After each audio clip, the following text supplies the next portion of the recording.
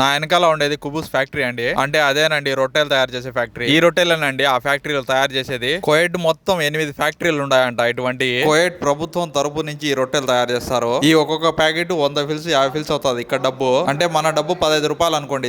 ఇది వచ్చేసి 20 రూపాయలు పడుతుంది. బ్రౌన్ బ్రెడ్ షుగర్ ఉండే వాళ్ళు తింటారంట. ఇది కోయట్ లో ఉద్యోగాలు చేసే వాళ్ళు ఈ రొట్టెలు ఎక్కువ తింటా ఉంటారు. ఎందుకంటే ఏదన్నా కూర చేసుకుని టైం లేనప్పుడు లేట్ అయినప్పుడు ఈ రొట్టెతో తినేయొచ్చు. ఇతను చూడండి కవర్ నిండుగా తీసుకున్నాడు. అంటే 2 దినాలు తీసుకున్నాడు. ఇంకా ఈ ఫ్యాక్టరీలు ఇవన్నీ తయారు చేస్తారు. సేమ్యాలు, బర్గర్లు, పిండి తక్కువ ధరలో ప్రజల కోసం అమ్ముతారు. అంటే మన స్టోర్ మాదిరి అనుకోండి. ఇలాంటి రొట్టెల ఫ్యాక్టరీ మన ఇండియాలో ప్రభుత్వాలు పెడితే ఎంత బాగుంటది కదా. 15-20 రూపాయలకు ఒక ప్యాకెట్ వస్తే బీదోళ్ళు కూలీ మజూరీ చేసుకునే ఇవి తీసుకుని హాయిగా తినేస్తారు. మన ఇండియా జనాభా ఎక్కువ కుదరదు అనుకుంటారేమో. జనాలే కాదు మన ఇండియాలో ఉండే డబ్బు కోయట్ లో కూడా లేదనుకుంటా. ఇంకా నేను ఒక 5 ప్యాకెట్లు తీసుకునే దానికి వచ్చిన అదే రూపాయి దినారు పెట్టినా చూడండి ఆడ. అంటే 73 రూపాయలకు ఇటువంటి 5 ప్యాకెట్లు వచ్చినాయి. ఇవి తీసుకొని పోయి రూమ్ లో అందరూ వెయిట్ చేస్తారు. ఇంకా తినేయడమే.